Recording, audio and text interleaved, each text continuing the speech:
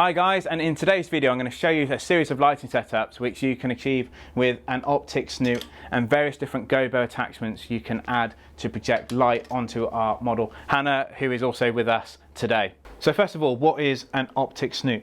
So it's a light modifier that projects things called gobo. So they're like little slides with cutouts of various different shapes, and what these do is when they are projected in, they are projected onto a wall or a model, and they create and shape light for us. Now this is quite a concentrated beam, which is why there's also a lens on the end for focusing, which I'm just about to go through. So first of all, if I turn this light onto our backdrop, it's probably not going to look that great, but if I put this gobo in, so sorry, the gobo slides in a gap here, and then whatever shape is in there will then project on the wall. So I'm just going to get one of the video lights turned off, just so then you can see this appearing on our wall a little bit better. Yeah, so we're going to put the gobo inside the slot here, and it's just going to sit in there and then project whatever the side is showing. So as it appears on the wall, it looks quite out of focus here, but of course we've got a focusing ring. We can move this to make it sharper or softer on our backdrop. And as I turn it, it'll get sharper as I turn it round. Then it will project whatever shape it is. Now sometimes you may not always want it completely sharp if there's certain effects or looks you're after, but other times you will be wanting it quite sharp. So don't be afraid to turn off all your studio lights. You will need a modelling bulb. So this is the modelling bulb which is showing us the projection on the wall. So make sure you do have a modelling bulb, and these can get very, very hot as well. So if you do take this out, I should really be wearing gloves, but this will get very, very warm.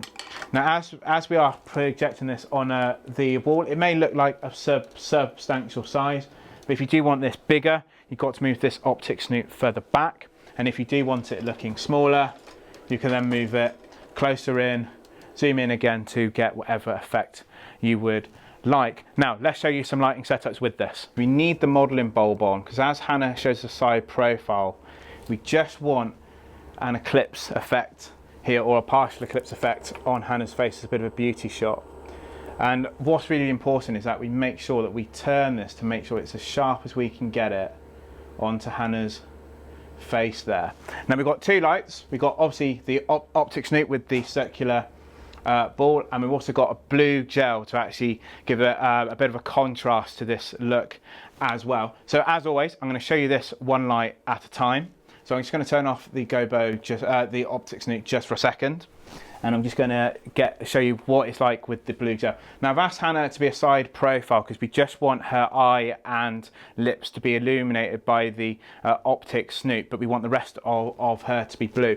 So it's easier to assemble this blue first, get a pure blue. So we have got a blue gel just on the front here, and we just got a reflector, and it's just hitting Hannah all over, as you can see. Now I accidentally burnt a bit of a hole in this, which is why you may see a hole, and that was having it too close to a modelling bulb on a previous shoot, and you may see it just appearing on the Hannah's shoulder. But as we're doing a close-up facial shot, I'm not worried about here. So we're just going to do a couple of shots just to check it. Now my camera settings are 200ths of a second, f800 ISO, and I'm looking as if I am getting a pure blue there. I'm very, very happy with that.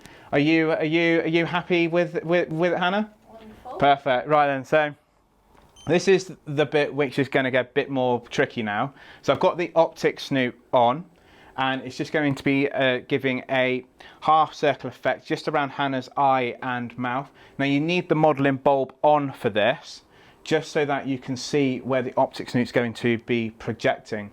Now, if you're worried about powers, you will always find these are going to be on quite maybe about half a duration or full duration of whatever studio light you have got, because it needs a lot of light to blast through to give those patterns. We have got it sharp on a circle there, which you can see. I may have to ask Chris just occasionally just to move this whilst we're doing some example shots for you.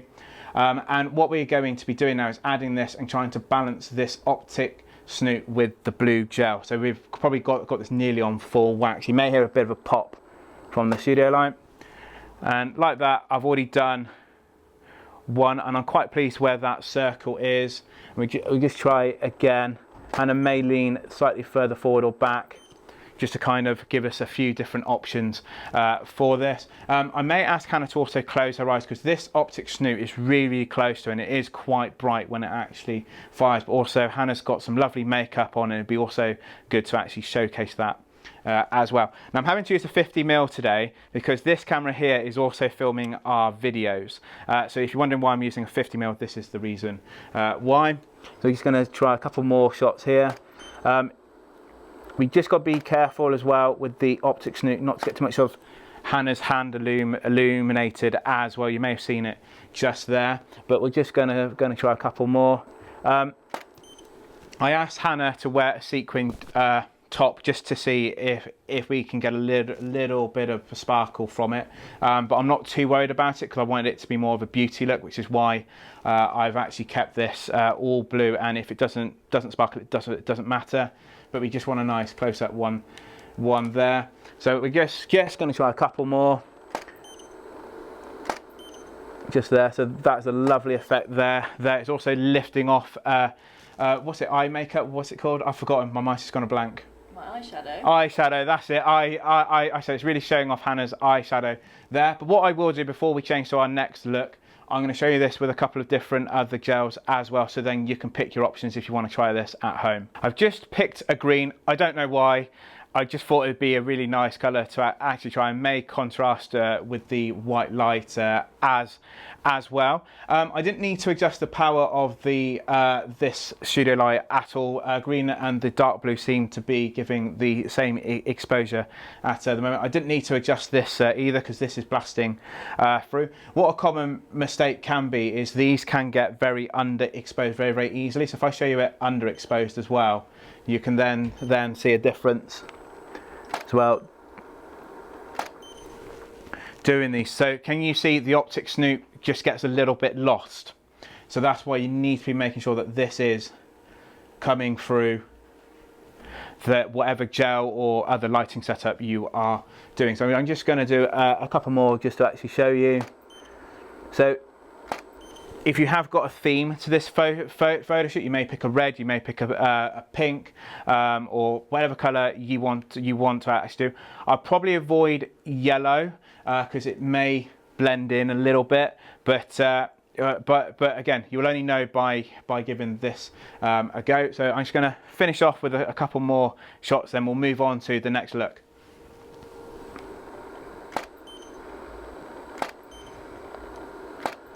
Yeah.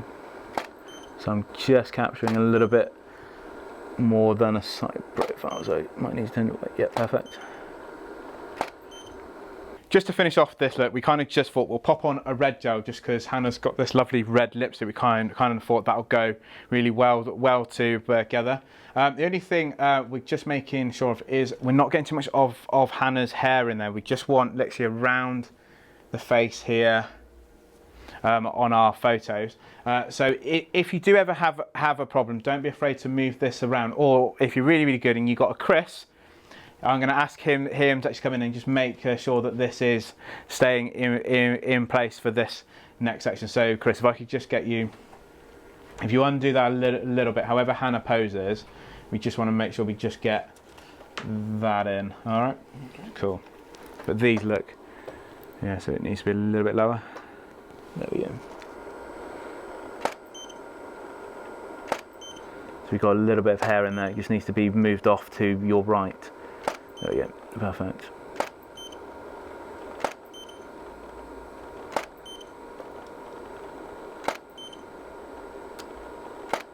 Our next look, we're going for a little bit of a Hollywood style look here. So we've got a 3-light setup for you. As you can see, we've got our Optic Snoot casting a star effect onto Hannah's face. Now, as always, I'm going to show you this one light at a time and how this is also different. So if I just do a shot of Hannah just with the Optic Snoot on, I'm keeping all the same camera settings as well. We just want to keep that star on Hannah's face there. You're going to see it's going to look really harsh. You don't really see much of Hannah, and what we'd want to be doing is seeing the collar, the earrings, the makeup look as well.